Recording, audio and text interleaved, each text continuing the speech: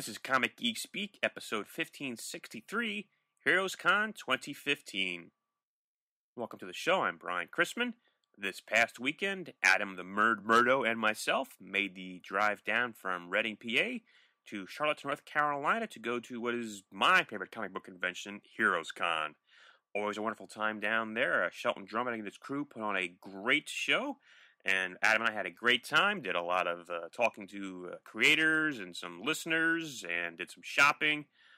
And so in this episode, you'll hear about our recap of the Heroes Con weekend. And speaking of conventions, this episode of Comic Geek Speak is brought to you by Geek Nation Tours. Geek Nation Tours is off to New York Comic Geek style. They will be headed not only to the uber-awesome New York Comic Con this October, but also will be exploring New York City through a geek's eyes. Tour participants will see the regular New York City tourist locations like Hell's Kitchen, Central Park, and Times Square, but they'll also stop by the fictional address of the Fantastic Four, where Uncle Ben was shot, the Frick Museum, which was the inspiration for the Avengers Mansion, the Daily Bugle, and much, much more. They even will be hitting a couple of comic book stores like Jay and Silent Bob's Secret Stash as seen on Comic Book Men. The tour takes place from Tuesday, October 6th to Monday, October 12th. And what it includes is all accommodations, all transfers, an entry fee to New York's Comic Con, Top of the Rock viewing area, New York by foot tour, all taxes, Metro Pass, a welcome dinner, Hell's Kitchen dinner, lunch at the downtown, a farewell dinner, free hotel Wi-Fi, geek, and an exclusive Geek Nation Tours New York Comic Con bowling shirt. So to check out their plan, go to geeknationtours.com. All right, well, here we go with our trip to Heroes Con. All right, it's Thursday morning, early morning, before 7:30. Yes. Sorry, Bird. Yes. And we are on the road to Heroes Con, just like Hope and Crosby, right? We're off on the road to North Carolina. We've done that before. Yeah, we have. I'm sure we have. Yeah, but, I just did see Road to Singapore on Turner Classic a couple of nights ago. Oh, okay. So, yeah, it's fresh in my mind, those classic Hope and Crosby road movies. And it's very much the atmosphere in this car right now. Yes. Well, as I've said before, I believe I'm on record saying Heroes Con is my favorite comic convention that I go to, and I think I missed one year in the year of Chris's wedding, but I've been here pretty much every year since 2006, and I think this is your first time here since 2011, we determined, correct? Yeah, that was the result of our calculations, yes. Yep, because 2012 was Chris's wedding, so I missed for the same reason you did that year, and then other circumstances arose that kept me from coming back any time since. So, yep, first time back in 4 years. But very much looking forward to this. It's a wonderful con for creators, for shopping, for just the atmosphere. Shelton Drummond and his crew put on a wonderful convention. I have a bit of a shopping list to look for and a couple of artists to say hi to. What is on your itinerary, if anything, Mr. Murdo? I have my usual packet of shopping lists myself, of course, but mainly I'm just going to be walking around, looking around. Since we're going to have an embarrassment of time this time, this is the first time I'll have been to a convention in a long while when we aren't running a CGS table. Yes, we're just roaming the halls as attendees. I put my money down and said, give me a ticket. Yes, we're going to be as nomads of the aisles. That's correct. That's us. But you actually assigned me a little scavenger hunt thing. I did. You're doing a fine job so far. Yep, doing the prep work here as we drive along. Brian has brought along our CGS Studio copy, library-bound edition of Who's Who, the Definitive Directory of the DC Universe, first volume from the mid-'80s.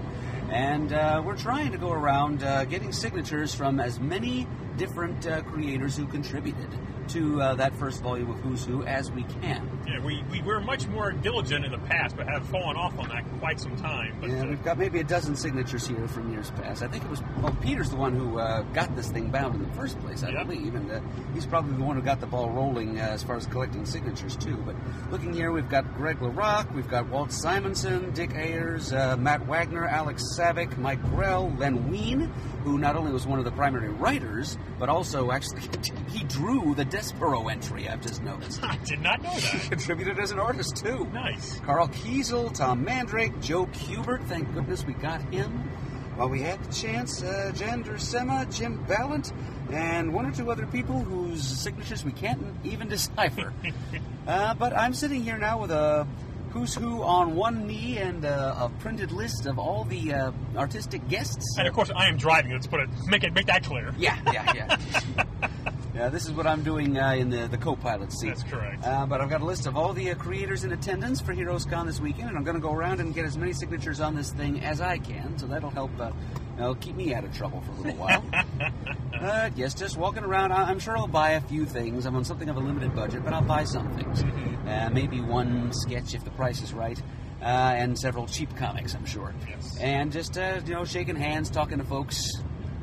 And it's a good show for both buying things and talking to folks. Absolutely. That's why we love Heroes Con as much as we do.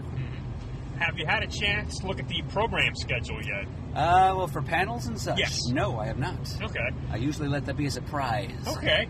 I took a quick glance at it, and I think I'm going to try to attend the Friday. There's the panel for the Inkwell Awards.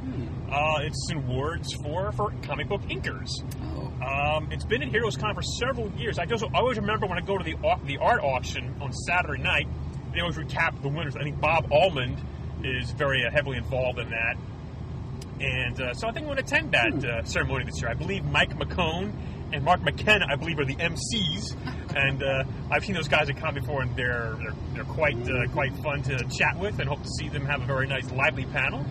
So I think I'm going to do that, because it's good to support the inkers. They're sort of the unsung heroes, and we've had the discussion a little bit in the past that some of them are the traditional inkers, are going away. A lot of stuff is being done digitally or scanned right from pencil sometimes. So are digital inkers not eligible for the... I do not know, but I think it's going to be some interesting panel and maybe some discussion on that. More of an award show, but... You know what? I think I'm going to join you at that panel /award show. I believe it's 5 o'clock Friday afternoon.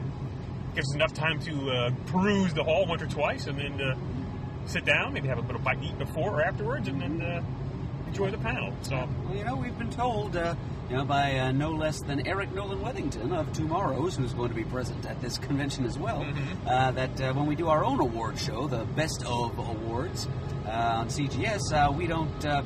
We try to assign nominations to inkers. We maybe don't understand the craft quite well enough to do that.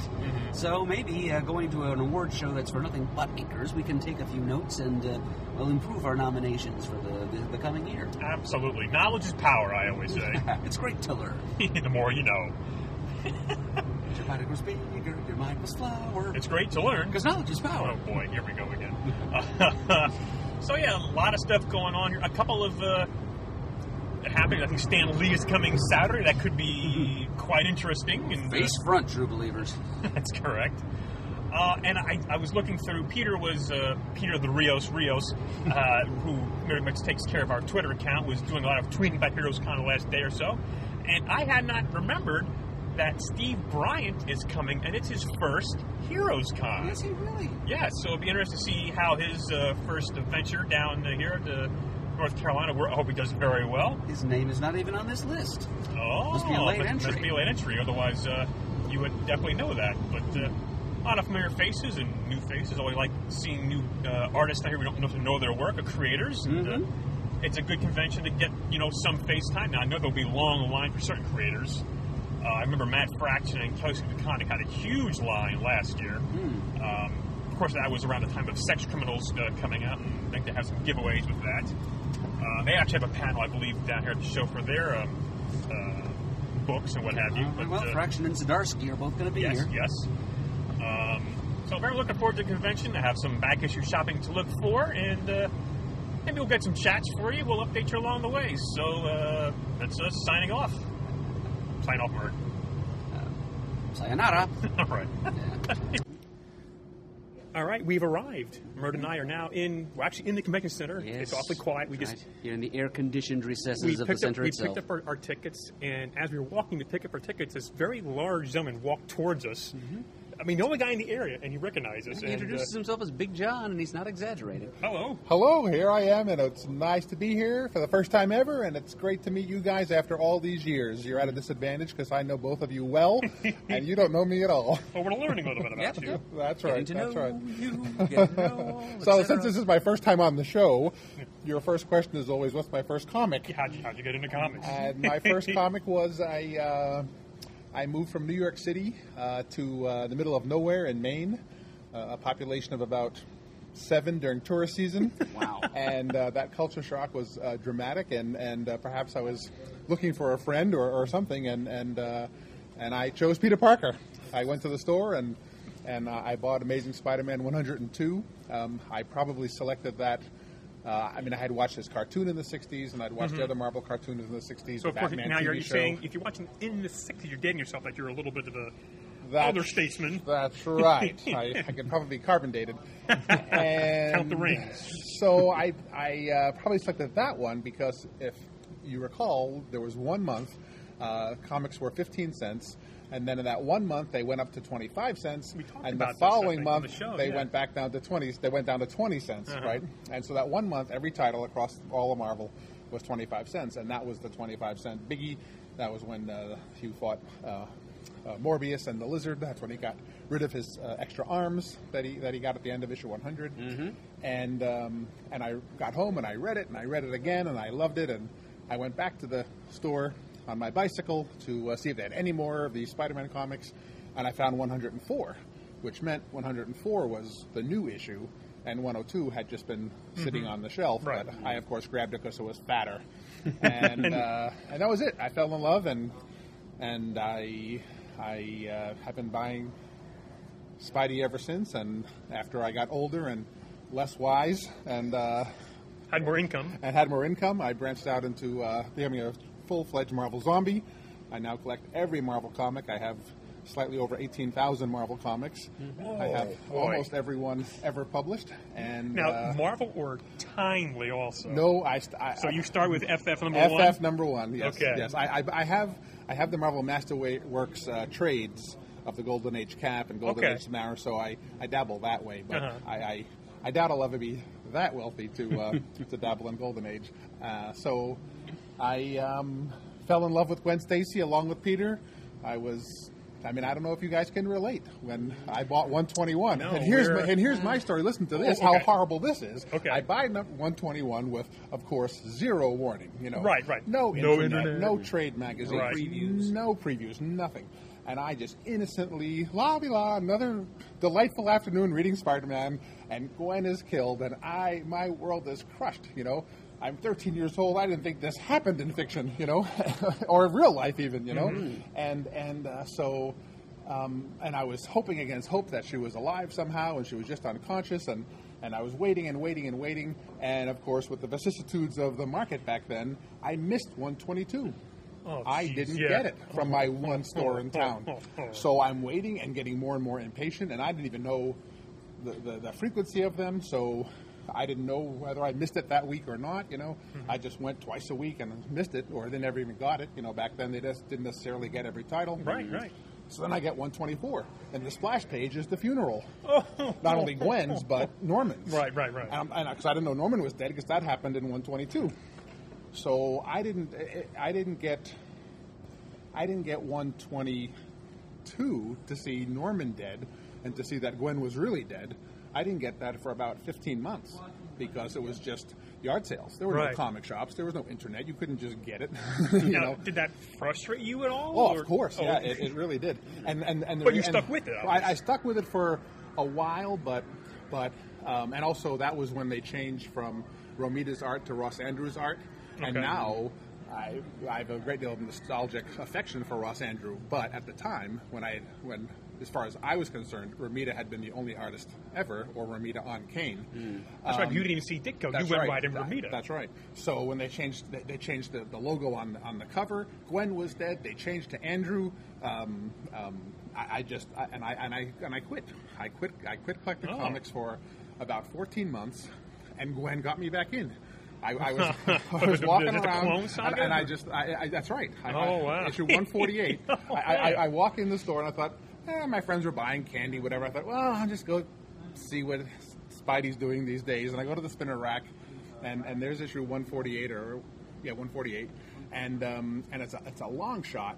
She's up on a bridge again or something, and flanking her is the Jackal and who is up there with her. But I just knew, her characteristic go-go boots and her yellow jacket, and I just thought, Gwen's back, and I couldn't buy it fast enough. But then, of course, that storyline ended in 149. That's when the clone was killed the first time, and you found out that Gwen was a clone also, and so... But I didn't have 142, 143, 144, and again, no way to get them quickly. So we're back to square one again. Yeah, but I learned my lesson. And my lesson is that to use a sports metaphor, if you're a Phillies fan, you're a Phillies fan when they stink.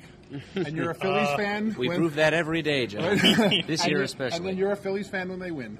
And that's the way I am with comics. I know that if I don't like it, because beauty's in the eye of the beholder, and I may not like the current take on any character or any writer, or any art design or artistic choices, but I also know that it's ephemeral, and in 18 months, I'll like it again. And so I haven't quit since then. And as I say, I've branched out to FF, and then I branched out to Hulk, and then I branched out to DD, and then I thought, why don't I just acknowledge the fact that I have a problem and just set my goal because truthfully, I believe goals should be unattainable, and I thought at 11, without eBay, without internet, without Comic-Con, we're like without 1974-ish or whatever. That's right. I thought getting every Spidey ever was unattainable. Yeah. Right. And then one day I bought issue 6, and I that was it. And I thought, I really felt, now what? So then I decided every appearance. So I got all the guides together and got a list of 450 appearances. Not only Marvel Team Up, but just any appearance in any issue. Right. Right. But they were cheap and much easier to get these days. 5 or 6 cons, and I had them all. Again, now what? And I decided, do it. Set another unattainable goal for every Marvel comic since '61, and I'm a few hundred shy at the moment, and I'm 54, and a lot of years ahead of you here. I don't know. I don't know. But, if I'm going to have to start, I'm going to have to do the anti pants. And shift from Marvel to DC if I complete Marvel. Now what do you? But now you're still buying all the new Marvel stuff as well. Every week. Yep. Man, oh man, was it 18,000? Yeah. So all of this said, it should be of no surprise to our listeners that your forum name is The Marvel Man. That's not an exaggeration.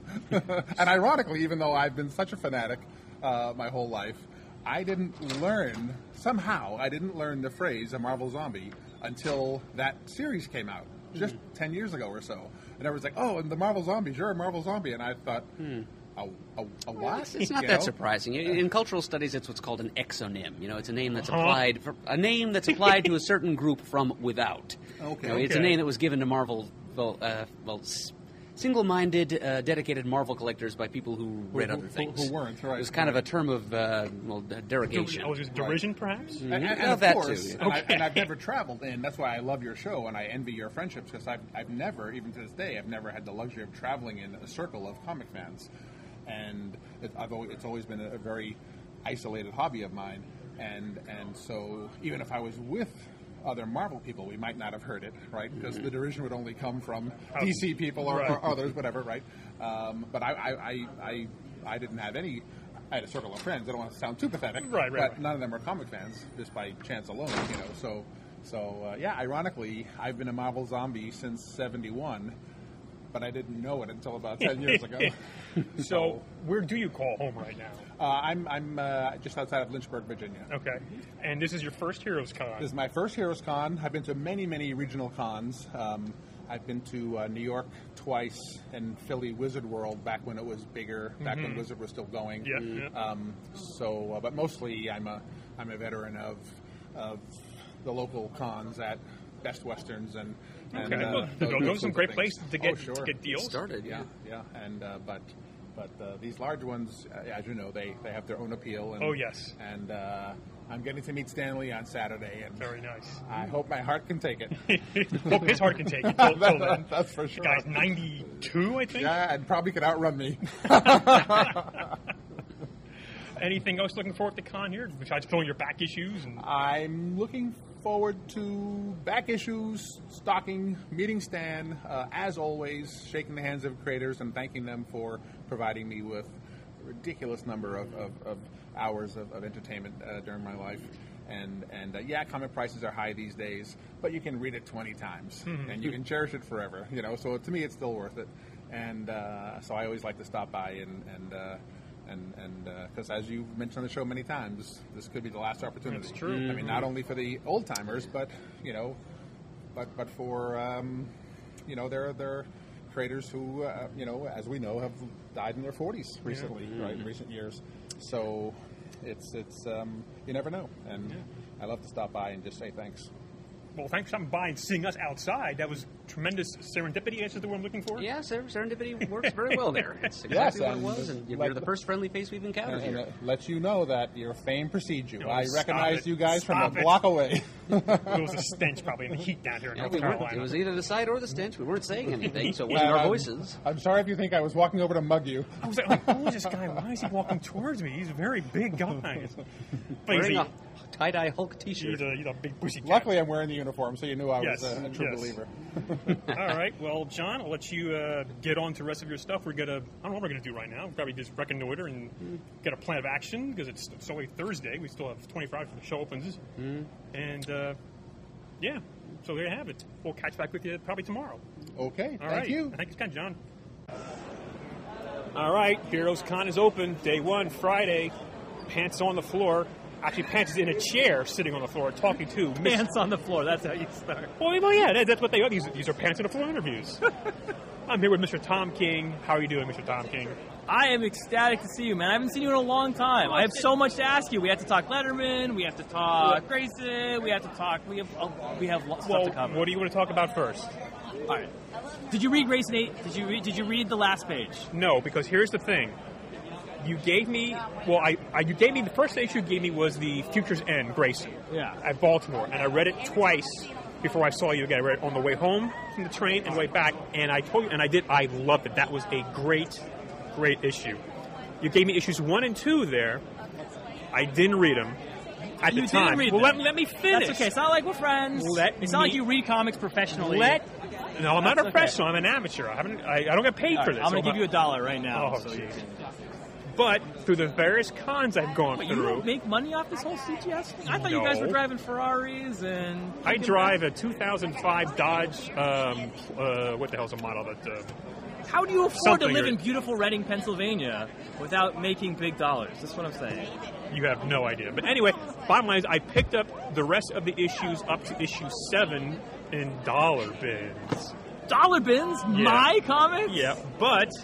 That must have been the Tim Seeley ones. That's the no, Tim Seeley $1 special. Issues 3, 4, 5, 6, and 7, where you did a couple of those. I'm Googling this now, so I want to show you. And I read them. You read them? So I read up to issue 7. Did you read 5? The Desert Crossing issue? Yes, I read up to issue 7. Robin dies at dawn. I referenced on it? Come on. Yes. That was pretty cool. Yes, it was very cool. Yes. Yeah? And I'm liking, I still have no idea who this guy is from Spiral. I don't necessarily want to figure it out. Well, I'm spoiling something for you because I have to show you an image on my phone. Oh, so I haven't read issue 8 because I was influenced by you, and you need to know that. Influenced by me? How? Yes. How am I influenced on anything? How are you? Because when you see someone needs to scan this and put this on the web, people. What is your problem? So there's lots of references to Grayson's ass. You have no issue 8 here on your table in front of you? It's not. It's sold out. People love it. People love it. So I'm opening the dollar bins where you're telling me. Yeah. So if I go... No, that's what I'm on. Tim's are in the dollar bin. Oh, okay. I'm just going to say, at the end of issue 8, it's not revealed who the character is. She's very much in dark, but she has a red purse. Oh, okay. She has a lipstick gun. All right. I'm not saying who it is. All right, okay. I'm just saying I was a little inspired by some of my friends. Oh, stop it. And I had to pull, I'm not saying who it is, because her name's Agent Zero, and she's not named. Okay. So it's a mystery on who it could possibly be. Okay, I like it. Now I'm gonna have to actually pay more than $1 for issue 8. What you're telling me? I was like, should I email him? No, I just want to read it. I want him to be surprised by it. When I wrote the issue, I'm like, he's got it. Well, I'll see it. I'll now have to find it. If there's only a convention nearby that would have that issue here to be bought. Yeah. Not that I can spoil it. Not that I actually. No, not that you actually just ruin it for me. Not that I just ruined it for you.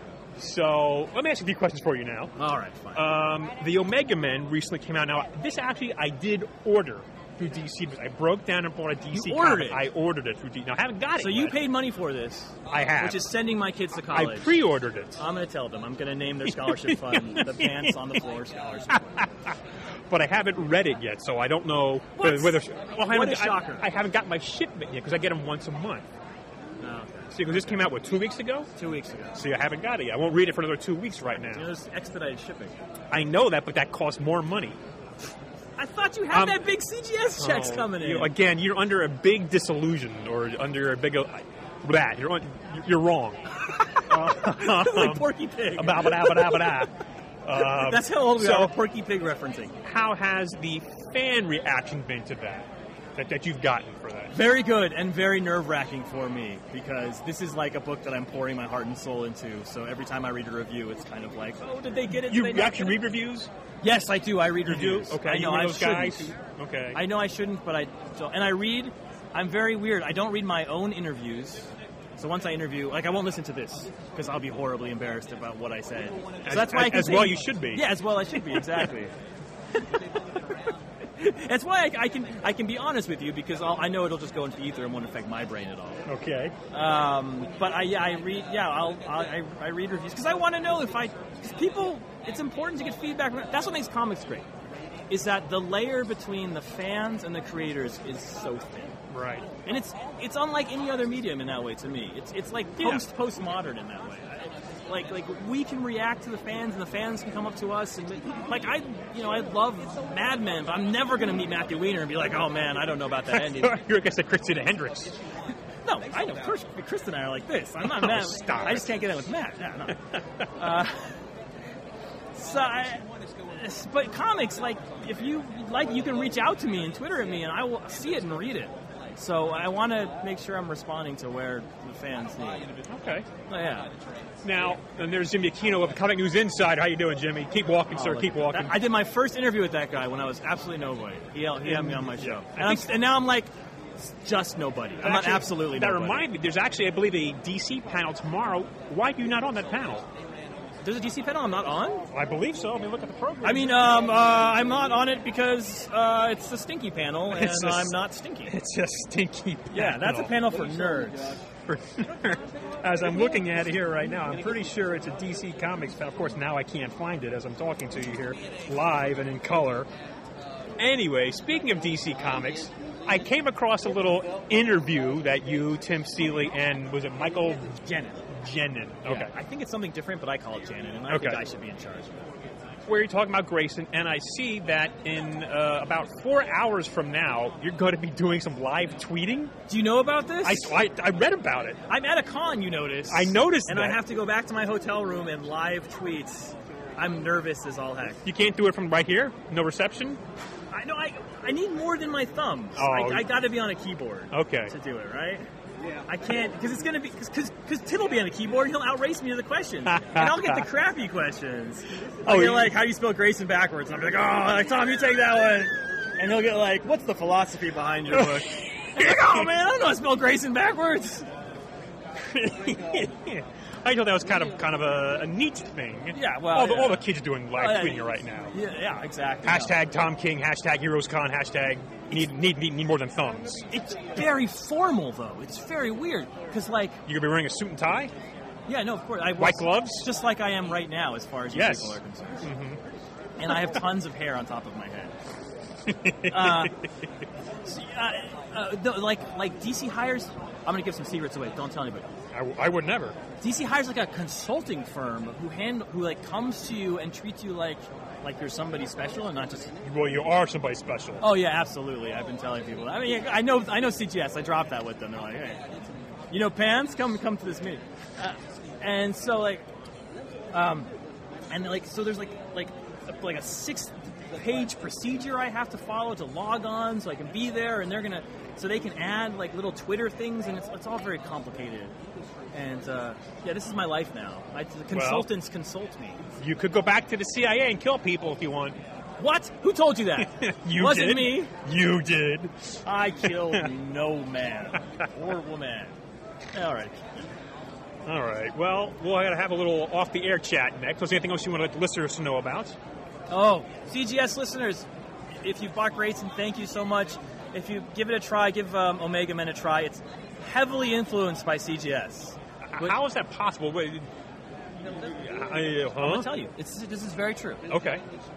So when my son was born many years ago, I used to I would have lunch with my wife, and I would take him in, in a stroller, and take him to the lunch and take him back. And I had headphones, and I'd listen to CGS. And you were doing the Watchmen read-throughs. Yes. Wow. So this is 2009. 2009. Yeah. My son's 6 is like almost about 6 now. So, and I loved them. And the way you guys were fun to do. They really were. Because I had read Watchmen as a kid, and I probably read it once as an adult, and I had missed a lot of it. Really? No, I mean, like I had absorbed it as a story. Okay. And I absorbed like the deeper sort of literary themes, but I had missed the incredible background stuff he was doing, and like the stuff he was doing with the paneling, right. all the the Gordian knot stuff. Oh yeah. And pirates as pirates instead of superheroes, and like so a lot of like the little stuff, and like the stuff you point out, like, oh look, this truck here, 8 issues later it's here, and it's like turned the other way, and that's symbolic of this. And listening to that, I was like, I want someday to write a comic where I can do some of those tricks in it. Wow. And always has stuck with me. So I'm writing Omega Men now, and I put it on a 9-panel grid, because I'm like, I'm going to go back. And I'm doing the layouts. They're letting me do the layouts for it. Really? Yeah. So I can do a lot of like little tricky tricks. And that tricks. Now, don't dumb it down for the audience now. Well, that's official word, tricky tricks. Okay. You never heard of that? It's also no. a great cereal tea in the morning. So inspired by CGS and inspired by those conversations, I'm gonna try, and that's also what's in the background. The whole thing's about the story, just to bring out the story. But that really changed how I looked at comics, and I want to take some of what I learned from those conversations and put them into. So very thank cool. you for CGS. Oh, you're very well. Now, who are you working with on the book, though? Tell your creative team. So it's a penciler, and then they print colored from pencils. Oh, okay. So no inker. All His name is brand new, Barnaby Bagenda. He's out of Indonesia. Have you ever met? I've never met him. Probably. Have you ever spoken? Never. He has an agent. So, there's like a wall between us. But we tried out a ton of people for the book. Okay. From all sorts of, from big names, no names, and he was the one who floored us just on a equal basis challenge. Okay. Yeah, and he just made them the most grounded, the most realistic, and his art is spectacular. Yeah. Very cool. Yeah, he's great. So he actually pencils it on boards, or does he digital? Do you know? Pencils it on boards, I believe. I actually don't know. I only see the digital responses. Okay. It's all very a little mysterious. This is the new way we do comics. Yeah. Right? Well, no. Now you say we. I mean you. Me, yeah. Well, the cover is an Australian, Trevor Hutchinson, and the writer is in DC, and the artist is in Indonesia, and I don't even know where the colorist is. Lord knows. Who is the colorist? Put him on the spot. He's brilliant, and I can't remember his name. It's oh my god, it's long. I knew it, but it's Romulo Fajardo Jr. And lettered by Pat Brosseau. Okay. Very good. Oh, yeah. It's the Betts Twix ad. Yeah. Did you see the Twix ad that went viral and everyone was really pissed about it? And there were articles on Bleeding Cool and CBR. The example they had of look, this is ruining, was from Omega Men. And it was everywhere. And I wanted to be and they were all this is getting in the way of the artist. I'm the artist you're talking about. I'm so excited about this. And I wanted to brag about it, but I didn't know if it was appropriate, and I didn't want to offend Nick Lachey. Let's just say. Well, we'll wrap it up here quick because you have somebody who I think wants to talk to you. That's fine. So, Tom, continued success. I will track on issue 8 of Grayson. Yes. I will eventually read when I get my copy of. Actually, we're doing a thing off the rack on Omega #1. You rock. So I'm giving him a fist well, bump. it wasn't me. It was my doing. It was everybody else. Then I take my fist bump back. All right, but anyway, continued success. Enjoy your live tweeting. Enjoy Comic-Con, and enjoy Daryl Taylor snoring. All right. All right, it's Friday night. We've just, when I say we, Murd and myself, just returned from Mertz. Had some wonderful soul food. Mm-hmm. Finger licking good. And that cornbread. Oh, yeah, I was just eating that stuff fist over fist. Mine and half of Pants's. That's correct. So we're back in our room and going to give you just a recap of day one at Heroes Con. It's in the books. Wonderful, fun day, busy day. I did some back issue shopping, and of course you heard us talk to Tom. Well, heard me talk to Tom King, and said hi to a couple of artists we know. And Murd, you did some. I guess it's pretty much mostly what you did today was back issue shopping, was it not? Yes, to my shame. Oh no, don't be ashamed of that. I mean, I don't know. The feeding frenzy just came upon me, and I didn't even. I didn't cross the threshold of Artist Alley because, smartly the convention organizers put all the vendor booths, the dealer tables, just inside the front door of the convention hall, and the Artist Alley was beyond. And I felt I needed to just explore all the different dollar, a quarter, and 2 for $1 bins I encountered, and end result being I really didn't have enough time to go and actually talk to anyone. that's what Saturday and Sunday is for. Yeah. Tomorrow especially. Yes. You and I are planning to. We got to the hall at different times this morning. Mm-hmm. Tomorrow we'll show up together and we'll pay a couple of calls. Yes. But I think you had you had more success bin diving today than I did. Well, I don't know. You've got more quantity than I have. What were some of your highlights you have there in your bins? I was going after the cheap stuff primarily. So, okay. The quarter bins and the. So again, like I mentioned before, which is a great con for shopping here, Heroes Con. One of the very best. But yeah, it's mainly just filling in holes in some more recent runs. A couple issues of Jonah Hex and All-Star Western, the new 52 volume of that I've been looking for. There's a bunch of issues from the Abnett and Lanning Hypernatural series from Boom. Some issues of Dennis Hopeless's current Spider-Woman series, which is great fun, but at $3.99 I didn't want to pay that. It's not that much fun. So, but it's definitely 50 cents worth of fun. 50 cents? Yeah, and these were 2 for $1. Wow. You got to show me that booth then on the map. I will. There were a few Convergence crossovers there that you might be interested in. A few issues of a little-remembered Image series called Paradigm. Which is, Jeremy Hawn's first published work. Really? Yep, I'll be talking about it on a future time bubble, I believe. Oh, how about that? And I found pretty much every single Damage Control issue from Marvel. I heard I married to Mario Muscar. He said you had a bunch of Damage Controls in your bag. Yep.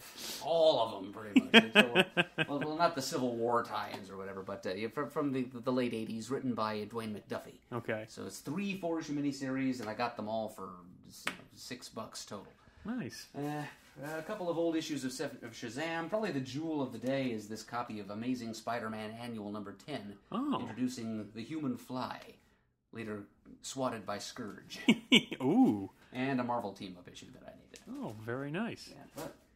Yeah, but for the most part, I feel like I came away feeling kind of empty and unfulfilled. Either I'm hungering for more, or I'm craving the more substantial meat of the soul that comes only from interacting with one's friends and brother geeks. Very good. So there will be, as you said, time for that tomorrow. Yep. Well, again, I did a lot of back issue diving as well. Got a lot of dollar books of Lois Lane and Jimmy Olsen, which I was, trying to fill those holes in my runs, and also a lot of Superboy and the Legion of Superheroes as well. Got a couple of those, but some couple recent gems. I actually had Murd look out for the recent Black Vortex series that had some tie-ins. I never did order the Cyclops issue, which is issue 12, and that turned out to be like a hard-to-find issue, low print run. It's going for maybe like $7-8 on eBay. I found it in the dollar bin. Actually found 2 copies of it. Only bought one of them. And we were talking on the way down, Murd and I, about what other... Because we never did finish the Convergence episodes. We'll get to it, folks, which if we I will. have anything to say about we it. will. And so I asked him if I see any in cheap bins for suggestions, because, they're $3.99, and, maybe there's some good ones if I find them for $1. And you and actually everybody else who I spoke to at the con said, well, Doc Shaner's Shazam. So I got issues 1 and 2, found them in the dollar bin. So I will read those since they come highly recommended. And then a spur of the moment, when I saw these for $1 a piece, I thought they had to get them. Multiversity 1, Society of Superheroes number 1, the Thunderworld Adventures number 1, Ultra Comics 1, and Multiversity 2, all in dollar bins. Cover price $26, got for $5. You won't be sorry you bought those. Okay, well, I'm not, even if they're crap, because I got them for cheap, and it's DC stuff, which sounds somewhat interesting, because I've been away from DC for a while, so I'm slowly coming back in. Allow me to assure you that those are not crap. Well, very good. And now, Murd, you actually also went to a panel this afternoon, which I didn't actually ask you about yet. Tell us which panel it was. And... Okay, well, it was... it's a panel hosted by good friends of ours. It was largely run, moderated, and by our friends Adam Withers and Comfort Love of The Uniques and Rainbow in the Dark. They're and the How to Self-Publish comics, yeah. Comics book, yes. So as they put it in the panel, they literally wrote the book on how to self-publish. Yes, they did. They are ardent self-publishers. They refuse to compromise their craft by selling it to the majors. They insist on doing it all themselves, totally DIY comics makers, and we respect that aspect of their ethos. But this was a create a character panel. That's the whole thrust of it. The first half of it was Adam and Comfort holding forth on their philosophy of character creation, which they boil down to 3 simple principles: personality, simplicity, and utility. It was about 2/3 of what they had to say was from the point of view of an artist, as opposed to a writer. So, like, about 1/3 of it was how to develop a character's personality and just a background, and the other 2/3 was how to represent what you come up with about this character visually. And then they proceeded to take suggestions from the audience, and Adam immediately set to work on his little light pad or whatever it is, just drawing this character before our very eyes. So he ended up, the character created turned out to be a teenaged girl of a reptilian alien race in outer space who works as forced labor on a comet, mining minerals from within it. She has a cybernetic leg and big goggles, and she's plotting some kind of rebellion or some kind of breakaway from her masters, a race of musical centaurs. Well, now, was this an audience participation thing where they got all these things? Oh, yes. Just call out... Sort of like Mad Libs kind of thing? Yeah, just call out 5 traits this character should have. Okay. And so it was definitely crowdsourced. Okay. And Adam brought it all together beautifully. And also on hand, but largely just for moral support, were other friends of ours, David Peterson of Mouse Guard and Mike Norton of a bunch of stuff for Marvel, DC, and elsewhere. And Battle Pug. Now, of course, his creator-owned web comic, inspired by a random T-shirt design he once did. And they were pretty much just there to hang out. Oh, really? It was definitely the Adam and Comfort show. Okay. But yeah, when pressed, David and Mike did throw in a couple of pointers of their own about cooking up new characters. Okay. And so that was a lot of fun. Sounds like it, yeah. It was well attended. It was in one of those panel rooms that were set up with those long white tablecloth sort of banquet tables. Oh, okay. So it felt kind of like we were attending a symposium or something, or like a college banquet. Okay.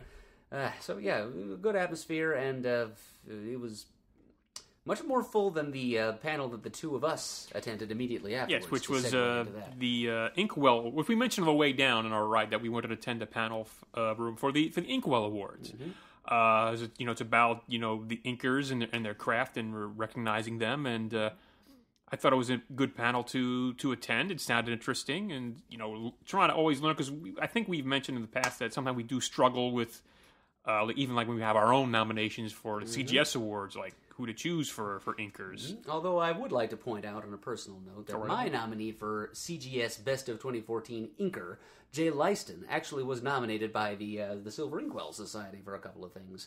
He didn't win anything, though, much as he didn't in the CGS Best of 2014 Awards. Yes. So, sorry, Jay. But it was unfortunately, it was not a very well-attended panel, as you said. Probably maybe at most 30 people were in there, I think. Somewhere between 30 and 40, but some of them were the people who were there to receive awards. Yes, or to accept awards on behalf of others. Right. But so, yeah, the first 20 people in the door were supposed to get door prizes. Mm-hmm. Tickets to get a door prize. Yeah, the first 20 people who were not members of the association. Yes. But they ended up having more prizes than eligible recipients for those prizes. So, yeah, it was a little bit to be honest, a little depressing how few people were there for this. I mean, they were even offering free gifts, and people didn't turn up to see this Society of Professional Comic Book Inkers pay homage to their own. Right. And so it's Bob Allman, who's the founder and director of the Inkwell Awards. He was like the MC, standing up there in his suit and tie with his New Yorkish accent. Yes. And, he gave a nice little presentation at the front, and I had not realized that, I don't remember the exact date, but it has been quite some time that they've had a Best Inker Award at the Eisners. They removed that award several years ago. They removed it as a category? As a category several years ago. Oh, and they had no wonder this award has come into being. Yes. It was been feeling the sting of rejection. Yeah, this is the 8th annual awards and the 5th annual live awards ceremony.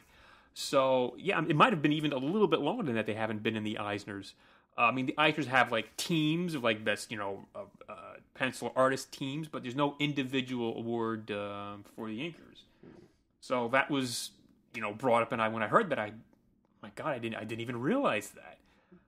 So, I can understand why, they have this organization and can feel somewhat shortchanged in the credit category. Klaus Janson was a guest speaker. Even though he thought he was going to be the guest speaker at this thing at the Baltimore convention in September. Yeah, he had a speech prepared at home for that. But he still just went off the cuff, had a Q&A, and I wish I could tell you how a wonderful speaker he is, and just how much information he gave out in the short time he was there. I mean, he was asked about the Daredevil TV show, and he'd only seen a few episodes, but when he saw Josie's Bar, because of course he just thought it was like a surreal moment for him seeing that on the screen, something that he worked on there, and so he really enjoyed what he's seen so far of Daredevil. He told how he broke into the business and gave just a wonderful story about Dick Giordano, which I can't do justice here, but just all he's asked about Daredevil, he was asked about Dark Knight, and just a great guy to have to speak, and he's just gung ho. He still loves inking, still does it, still will do it till he said he just forever. I mean, he's still. It was great to hear him speak. I do want to mention I did write down where did I put it now? I've got it. I've got a backup right here. Oh, okay. Well. Okay, there were 5 categorical awards. The winner for favorite inker over the pencils of another artist was Victor Olazaba. The winner for most versatile inker over the pencils of another artist was Walden Wong, and whose acquaintance Brian made just this very morning. And Walden, he had won in the same category the previous year, so we went up there and he immediately said, "It's not fair that I should get 2 of these awards when my friend Norman Lee, with whom I collaborated on a bunch of the same projects, he's got to be at least as versatile as I am," and Norman Lee is the inker who vanished while snorkeling several months ago, and he's been declared dead. They've given up the search, declared dead. So Walden Wong then just dedicated his this Inkwell Award to that was a class act. Yes, classy move. Very nice gesture. We actually met Walden Wong on returning to the hotel just a few minutes ago, and we both told him so. Yes. Ourselves. Then the Props Award, which is acknowledging an inker who the members of the society feel deserves better recognition, was Wade von Grawbadger. Yes. From the Peanut Gallery, I asked him point blank, "How do you say your name, sir?" And, it is indeed Wade von Grawbadger, not Wade von Grawbadger, as I've sometimes guessed it might be. Okay, so Shane, if you're listening, this is a big question answered for you as well. So Wade von Grawbadger is believed by his peers to deserve more recognition as an inker, and he's got it. Then the small press or independent inker over... Small press and mainstream indie, or the spammy. Right, S-P-A-M-I. That award went to Dan Parsons. Yes. And then the All-in-One Award for an inker who inks his or her own pencils. You're right. Own work, right? Correct. Yeah, that was down to there are only 2 nominees in that category, and one of them was Fiona Staples, and she won, and that award was accepted for her in absentia. And then we come to the 2 big awards of the afternoon. First, there was the Special Recognition Award. One of these is given out by the Inkwell Awards every year for a long-standing member of the comics inking community who has at least 25 years of professional experience. Sometimes, as the presenter put it, it could be just a reliable workhorse who's been in the industry and hasn't had a whole lot of recognition for it. Sometimes it's someone who has already passed away. In this case, though, the recipient of the award is undeniably deserving. It's Bernie Wrightson. Yes. Who was... he's only attended the convention Saturday and Sunday this year, so obviously he wasn't there to accept this award on Friday, but a fellow inker came up and accepted it in his honor. Then there was the big one, the Joe Sinnott Hall of Fame Award. Yes. Which is also awarded to a comic book inker with 25 or more years of industry experience. There's someone with enough Hall of Fame grandeur surrounding their body of work. Yes. Their oeuvre. They're one whose fame has truly preceded them. 2 of these are given out every year, 2 inductees per year. The first of this year's pair was Joe Kubert, the late, great Joe Kubert, and his award was accepted along with a brief speech by his grandson, Orion Zangara. Went got the award for his grandfather. And then the second of the 2 Joe Sinnott Awards went to... this is where things really got entertaining for the afternoon. Yes. The second award went to Steve Ditko. Yes. And needless to say, he was not in attendance at Heroes Con to accept this award himself. No, going up there to accept it for him, however, is a man named Craig Yo, who is a well-known editor, and he's the head of his own Yo Books imprint at IDW. He's the one responsible for those Weird Love kooky romance reprints that they do every month or so, and he's also overseen the production of several reproduction collections of older material, including several books of Ditko's stuff, actually. And so he went up to accept for Steve Ditko, and he told a really fascinating story. Yeah, really.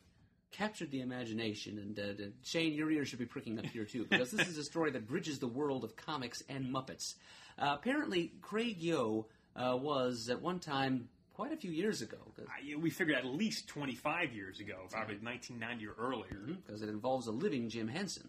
But Craig Yo was the creative director for the Henson Company when it was still headquartered in New York City. And he took advantage of that position occasionally to extend personal invitations to comics creators he admired to come in and see how the Muppet magic is made. And he actually somehow got a hold of Steve Ditko's phone number, and he issued an invitation to him, and Ditko actually accepted. Yeah. So, and so as a result of that, we have Steve Ditko in Muppet Land. He's Yo told us about how he was wandering around looking at the Muppet cadavers hanging from the ceiling, and he seemed very fascinated by the whole process. And he actually did get to meet in person Jim Henson. So we had these 2 creative titans, the hand that drew Spider-Man and originated so many famous Marvel Universe characters, shaking the hand of the man who originated Kermit the Frog, who had his hand up Kermit the Frog's bum.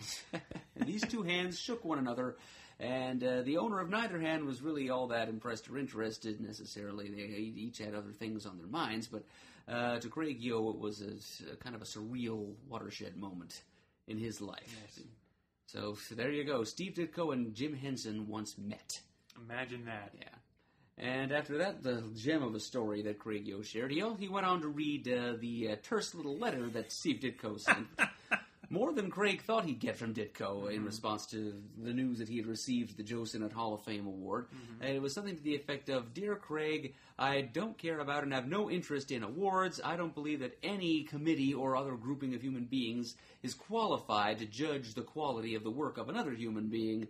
But they're certainly allowed to assemble and make whatever decisions they want. Yours, Steve Ditko." Right. And that was about the whole of it. But so, I mean, I was happy to go to the awards show. I thought it was pretty. They had some good speakers, and it was good to see them.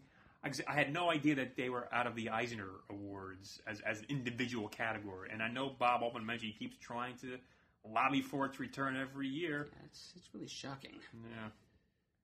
So. Oh, and we each got door prizes. Oh, yes, well, of course. So. But yeah, to learn more about them, you can go to their website, InkwellAwards.com. They're also on Twitter at Inkwell Awards.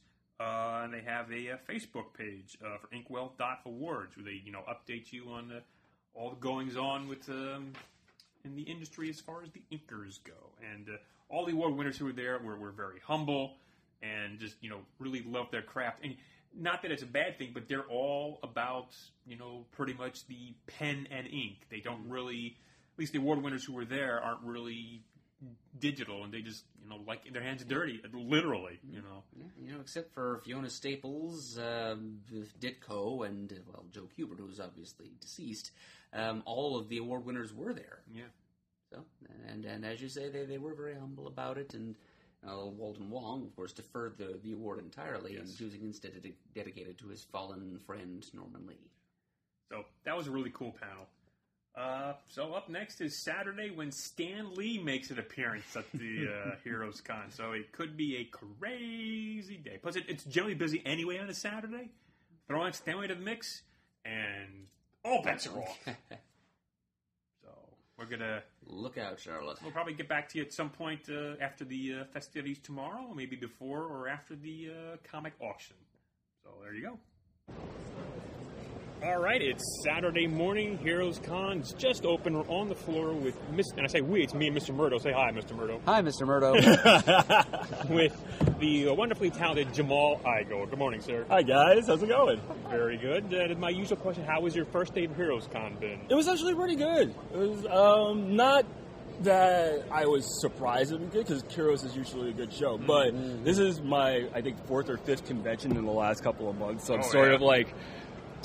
bleary-eyed, a little slightly convention bleary-eyed, and then at the same time, like, I've got like a month before my next show, so there's going to be, a little bit of a distance, so I can build up my geekiness again. Right. Refill the cells. Yes, exactly. So, yeah. Spend some time with your family too. That would be nice. That would be nice. They seem to be missing me. At least that's what they tell me. Yeah, they haven't replaced me with a new daddy yet, so I think I'm still good. Well, that's good. And actually, just yesterday, as we were recording this, was the relaunch, if you will, of the Kickstarter campaign for the second edition of Molly Danger. Yes. Well, we say the second edition of Molly Danger, but it is actually going to be Molly Danger the series. Yes.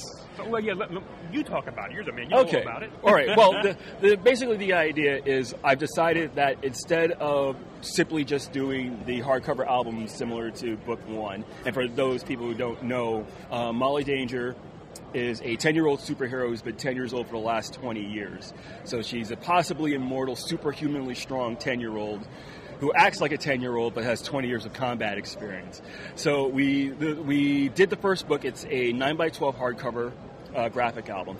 And what I've decided to do is I'm going to continue doing the graphic albums, but the comic itself is going to come out bi-monthly starting in July of 2016 from Action Lab Entertainment. All right. And it's going to be bi-monthly, actually Golden Age size, so it's going to be slightly larger than normal comics, so that we could keep the same aspect ratio with the artwork for the graphic albums. Then we're going to do the graphic albums, we're going to do trade paperback after each 6-issue arc, which will be collected at the end, and then basically the idea is just to keep things going for as long as we possibly can. Yes. Now, have you looked at the first day results of your Kickstarter campaign yet? Yes, I was wondering if you would have don't want to look. I looked at them this morning. I think we're just under 15%. Sounds about right. I did a little checking myself. Yeah, so it's been good. Tell us about some of the incentives you have for people who contribute to the Kickstarter campaign. Okay, we're going to, like I said, we're going to be doing the second graphic album, which will feature 2 covers, one by myself and one by Mike Norton. We are also, for the relaunch of the series, I've already talked to about 6 of the people that I am getting to do variant covers for the new issue 1, which will come out in July. So that includes people like Mike McCone, Jim Calafiore. I just got Stefan Rue, Agnes Garbowska, Billy Martin from Teenage Mutant Ninja Turtles, and Good Charlotte, the drummer from Good Charlotte. Oh. And I'm talking to a few other people, but so we're going to have to do that. we are also offering a 6-issue digital subscription to Comixology. So you'll be able to get the issues not only before they're available to the general public on Comixology or in print, you will get the 6 issues even earlier than that. Oh, so, and then we have original artwork. We have, if you donate at the $5 level, you will get an official Molly Danger badge, which we're having made. You can also be a character in Molly Danger. You can either be in the background somewhere on a page, or you can have a speaking role in the series. Oh, you get to choose your own dialogue? May not be able to choose your own dialogue, but over there. but and a few people will be, if they are interesting enough, will be picked to be reoccurring characters in the series. So that's some of the stuff that we have going with T-shirts and just a bunch of, I think some cool incentives. Yeah, I looked over it. It's like, geez, I got to figure out which level I'm going to go at here, because I was, and also if you do. Go to the campaign, you're going to be on the update list, because you give not too many of it, but just enough that's just right, because I caught one of your updates at the right time for the first edition, where he was going, the next 10 people send me a photo, I'll get to draw you into the book. Right. So I boom right away. So I'm drawn into the first edition as one of the Fallen, the Hall of Heroes. Yes. And I actually owned that original page, inked by Juan Castro.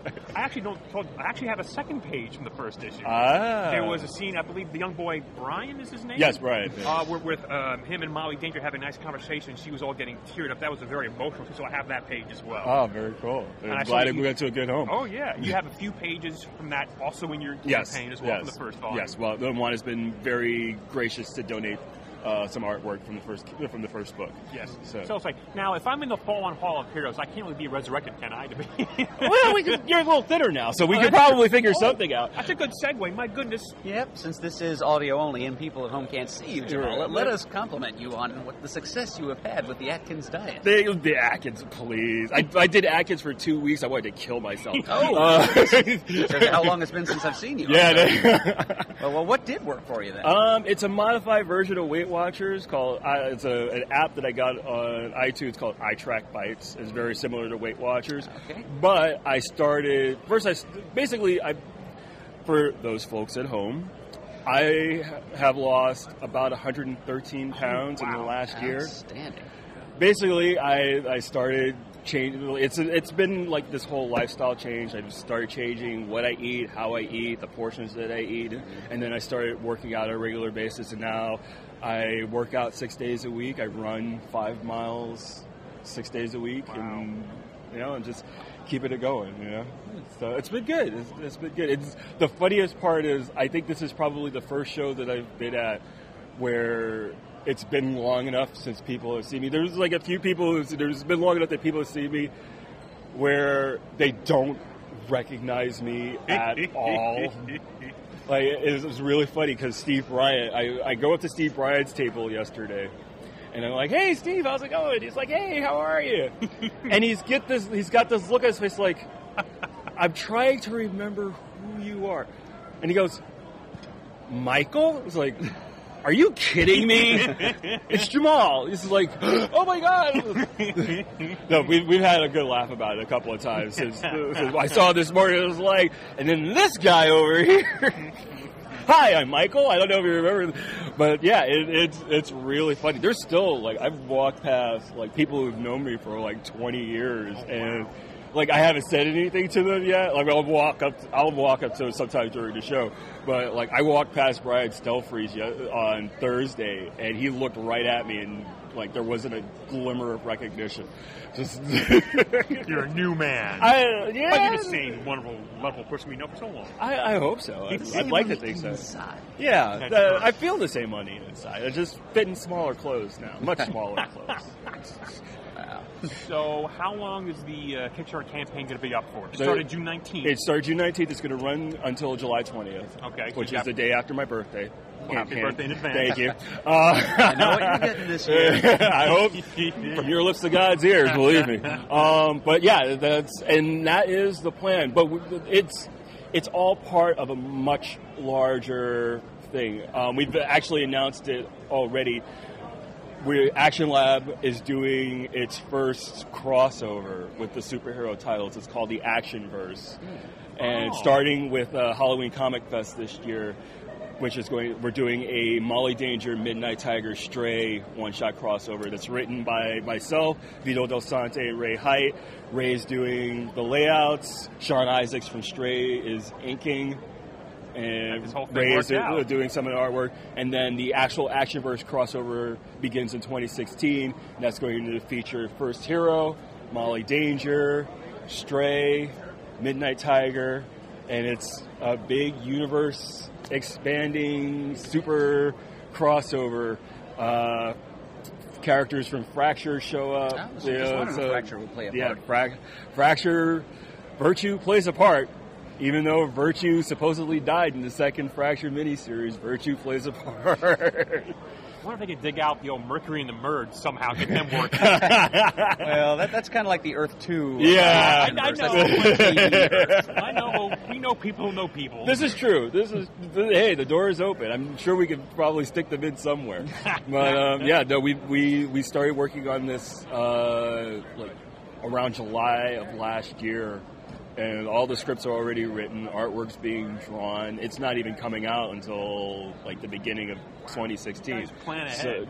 So it's going to be done and ready, and we're making the big. We'll be showing preview material from it at Baltimore. We've got a bunch of stuff that we're going to be announcing at Baltimore. Some really cool stuff. 2016 with Action Lab is just going to be a huge thing. It's the 5-year anniversary of the company, so it's going to be a big game changer. Absolutely. And now, remind me again, what is your position name with Action Lab? I am the Vice President of Marketing and Publicity at Action Lab Entertainment. Because I see your emails all the time. Not this guy again. Hey, that's my job, is to be annoying. You know? You're in our face, or in our email. Well, we try to pace it out a little bit better. There was a time where we were sending like multiple emails every day, and the feedback was just like, "This is too much. We like what you're doing. Stop being so." Okay, we'll pace it out a little bit. We'll send one every other day, so you guys don't hate us. So. Now, where are you going to be any Comic Cons the rest of this calendar year? Okay, end of July is Tampa Comic Con. I'm not familiar with that. It's a relatively new show. Okay. So that's Tampa in July. Yeah. Well, it seemed like a good idea. It seemed like it's probably good. It's going to be my first time at that show. I haven't been to con in Florida since MegaCon like a bunch of years back. Oh, okay. So I think Katie was still like 3 at that point. So it's been about 4 years since the last time I did a show in Florida. So Tampa, I'm going to Glasgow and Bournemouth in August. That'll be fun. So I'll be doing 2 shows in August, at the end of August. So August 22nd I'll be in Glasgow, and August 28th I'll be in Bournemouth. And then Baltimore, New York, and then I might be going to the Rhode Island Comic Con as well. Oh, very good. So I'm still working certain details out. So keeping busy is always. Absolutely. Getting your face out there and pushing the good word of comics, both your own with Molly Danger and Action Lab. That's very good to see you again, Jamal. Good success with the Kickstarter. Again, I will figure out which level I'm going to go at it when I get home and look it over very carefully. Yeah, and if anybody has any questions about the Kickstarter, please feel free to email me, get in touch with me through Kickstarter, or email me at JamalYEigel@hotmail.com, and I will try and answer your questions. Excellent. Jamal, thank you very much. No problem. Thanks, guys. Of the show, guys. You too. All right, it's Sunday morning, getting ready for the final day of Heroes Con. And going to do a little bit of a recap of what we did on Saturday. Saturday I did a lot more shopping again. Heading through the back issues, dollar bins, found a few more Multiversity one-shots for $1. Oh, yes, and I clap you on the back for buying those, Brian. For $1. I mean, you won't regret it. I'll give it a try. But you, I guess, went to a couple of panels, I believe, Saturday. I did make some time for that. You actually were doing things I wasn't doing anything, it seems, so you take over now. Well, that's fine. It was the opposite on Friday. I was just debasing myself, buying cheap stuff, and you were walking around actually talking to people. So we kind of exchanged roles yesterday, shall we say. So, yeah, I did go to a couple of panels. One was a DC panel hosted by our friend Jimmy Aquino of Comics News Insider. He was the interviewer moderator. And he had 6 current DC Comics creators sitting up there. He had Ben Caldwell, he had Ming Doyle, who's co-writing Constantine right now, Rob Venditti, writer of Flash and Green Lantern at different times, Jeremy Hawn was up there, Stefan Roux was up there, and Babs Tarr. Mm-hmm. Yes, she coined the term Babs Jazz spontaneously for her style of visual elaboration in her artwork. Okay. Just add a little Babs Jazz. So that was fun. A DC Comics panel was a bit of a misnomer. It was more just like a informal chat with 6 people who happened to be working for DC at the present time. So it really wasn't necessarily any breaking news or anything? Not at all, no. It was just these 6 people talking about how they got into comics and how they rose up through the ranks at DC. And yeah, nothing really spoiled or teased or anything like that. Just a conversation. So it was entertaining enough for what it was. Okay. I believe Jimmy actually recorded that panel for the Comic News Insider podcast, so check out his feed for what was actually said at the panel. Mm-hmm. And the second panel I went to was near the end of the day. It was a 2-hour panel, which I hadn't realized. I saw you told me that. I didn't know it was a 2-hour panel. Yeah, the program for HeroesCon this year doesn't provide any end times for this stuff, but it told us that it began at 4 p.m., the con closed at 6. So I only stayed for the first hour. I had a couple of things I wanted to do down on the show floor before the place clamped up like a drum. But yeah, it was the Milk-Fed Criminal Masterminds panel, and that is the name for Kelly Sue DeConnick and Matt Fraction's production company. Apparently it's not a publisher, it's just their name for things that they collectively do for other people. Oh, okay. Yeah, so anything they do for, like, Image, for example, would fall under the... Like Sex Criminals, Odyssey, things like that. Bitch Planet. Right. Yeah, Pretty Deadly, things of that nature. Mm-hmm. So they opened the panel, though, with... Kelly Sue was up there, and she said she wanted to read out the names and a few pieces of information about all the victims of the Charleston, South Carolina church shooting a couple of days ago. And she requested a moment of silence for those folks. So I think that was a good move on your part, Ms. DeConnick. Thank you for doing that, acknowledging the fallen this weekend amongst the tribalistic outpouring of love for comics. She thought we needed to take a moment to remind ourselves of what's going on just a few miles away in the real world. Then we started talking about comics again. She dropped a bit of news in that she, after Secret Wars, is not going to be writing the Captain Marvel title any longer. And her husband, I hadn't even known this, but Matt Fraction and Kelly Sue DeConnick are married. You don't say. I do say. And, you'd already known that. Yes, I do. I had not. But they were joined up there by a few of their artist collaborators. Chip Zdarsky, who's a hoot. He ran up there and joined in. He, of course, of Sex Criminals. Well, yes, and Howard the Duck, although he doesn't collaborate with any of the milk-fed criminal masterminds on that. Apparently that name came from Henry, who was the son of Kelly Sue and Matt. He had a little onesie who was based on the fortune-telling machine from Big. Apparently they've got a line of children's onesies that have a little prognostic... what would be the adjectival form of that? Prognosticative... I'm going cross-eyed. Yeah, it's predictions of what they're going to be when they grow up. Okay. And apparently the one they bought for Henry read Criminal Mastermind. Oh, so okay. He's a milk-fed criminal mastermind, so they decided to name their company that. I like that. That's and cute. They have lots of fun dealing with banks, telling them that they're providing financing for criminal masterminds. So that's where that came from. And so they went and talked a little bit about all the different things that they're working on these days. Christian Ward of Odyssey was up there with them, and Bill Sienkiewicz ran up there briefly to announce that he and Kelly Sue DeConnick are going to be working on a project in the future.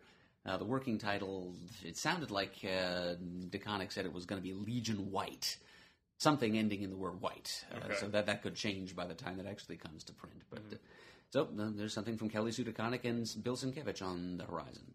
I look forward to that.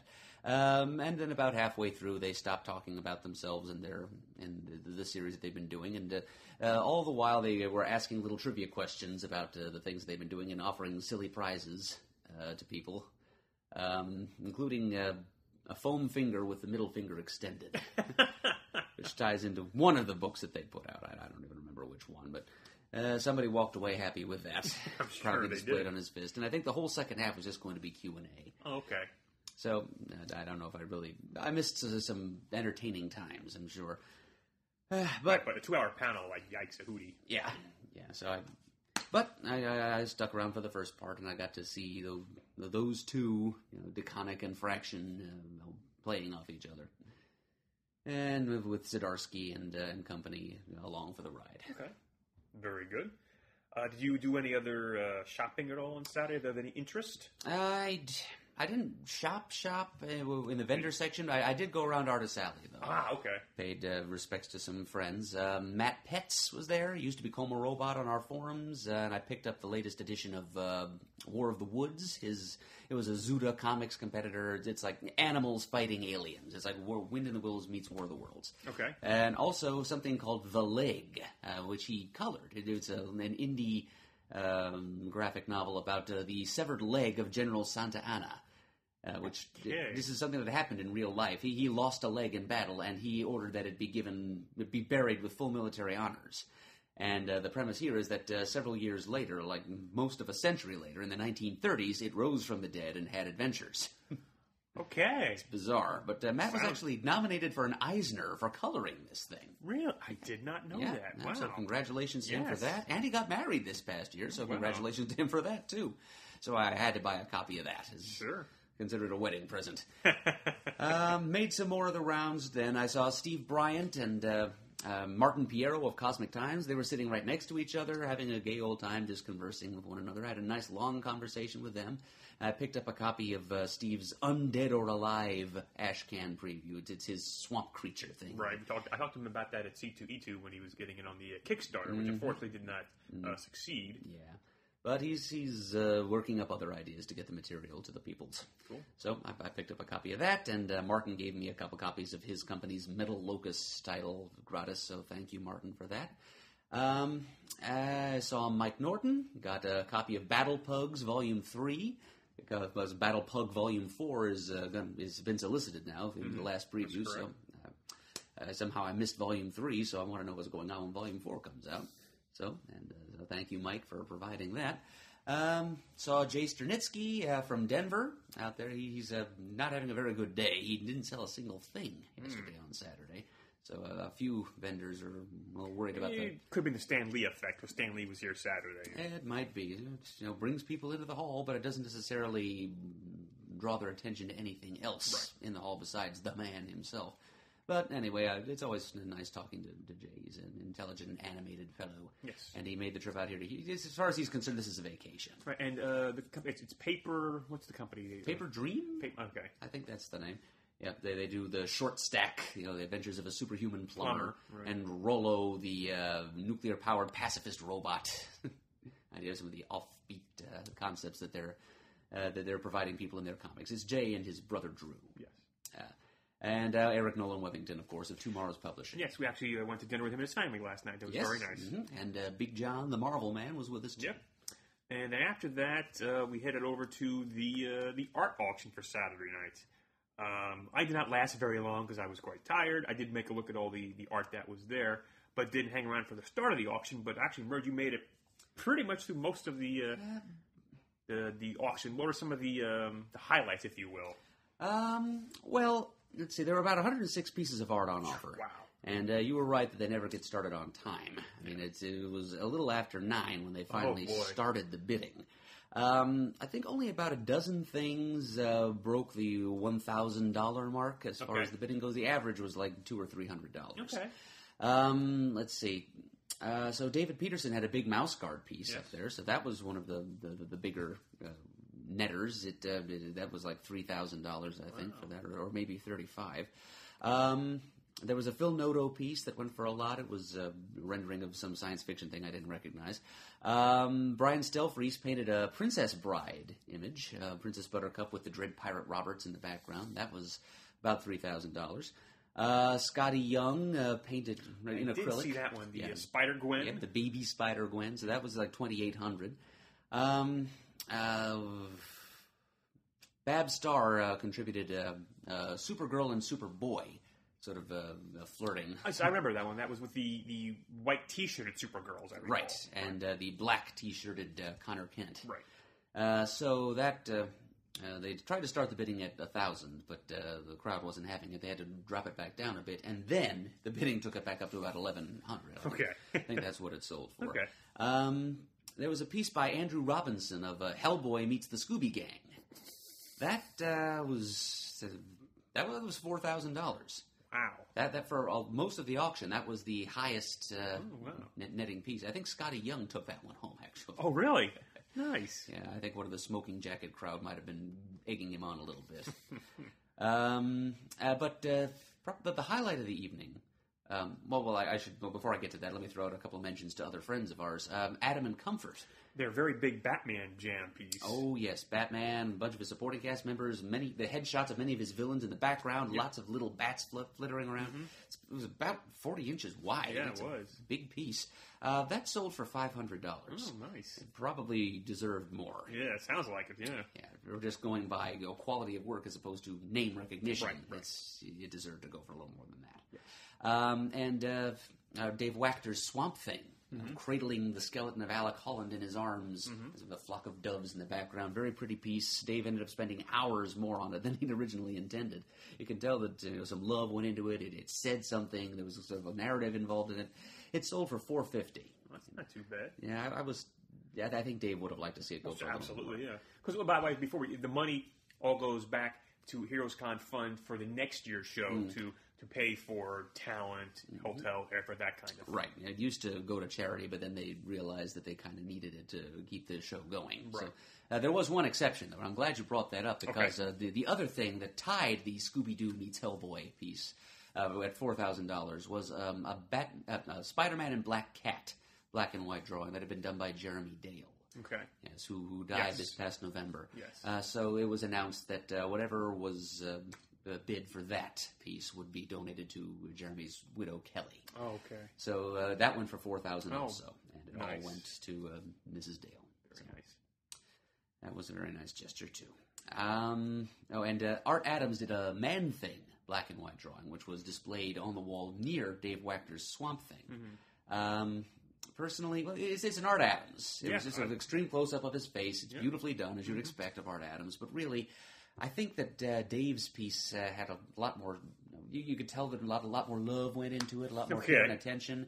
The bidding for the Art Adams Man Thing started at $50 more than what Dave's piece had gotten overall. Wow. It ended up going for like $850.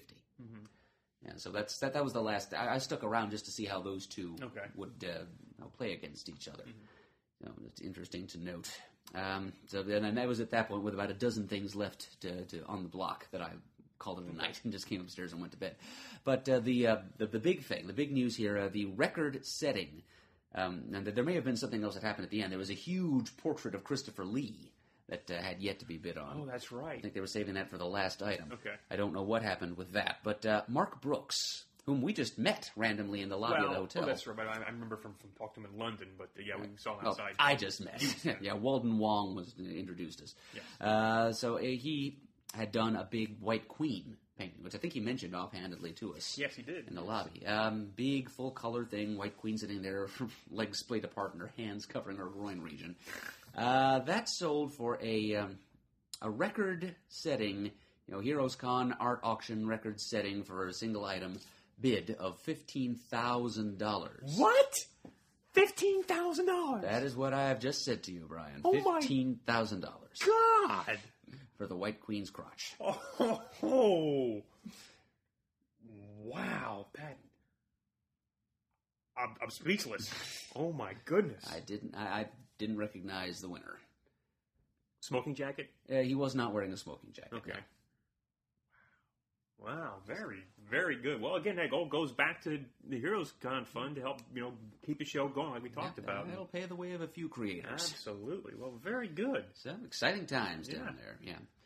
And then I tried to hang out in the lobby a little bit, but it was way too crowded and noisy, so... It was 11:30 by that time, so... I was in bed for 3 hours by that time. But anyway, it's not why you called.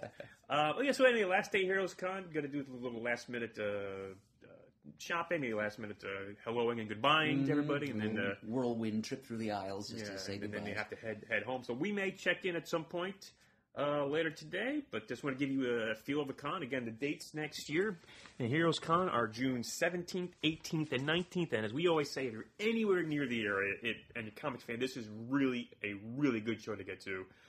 You know, we've been here already 2 days and probably still didn't do enough or as much as we like to do. There's just so much to do. It's amazing how quickly the time has passed. Yes, it has. I don't know how we did it when we had to be tending a table at the same time. So, and again, now we're just roaming the halls and still not getting enough done. But anyway, we'll just say goodbye for now, and if we don't come back, then we'll see you soon. Goodbye for now.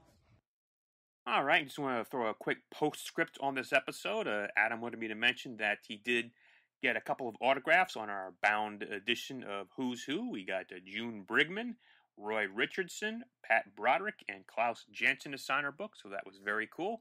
And actually, on the last day, when the people were marking down a lot of their books, I did manage to find in the dollar bins a copy of Grayson number 8. So I have already read that, and okay, now I'm looking forward to reading more, unfortunately, because I didn't want to get back another DC title, but Tom King has pulled me in with him and his writerly ways, so thank you for that, Tom. All right, well, this episode, once again, is brought to you by Geek Nation Tours. Go to their website at geeknationtours.com to check out their package for the upcoming New York Comic Con this October. All right, you can visit our site. We're at comicgeekspeak.com. You can send us an email. We're at comicgeekspeak@gmail.com. You can follow us on Twitter, like us on Facebook. We're Comic Geek Speak. You can join in the conversation at thecomicforums.com and talk back about this episode as well as many other topics.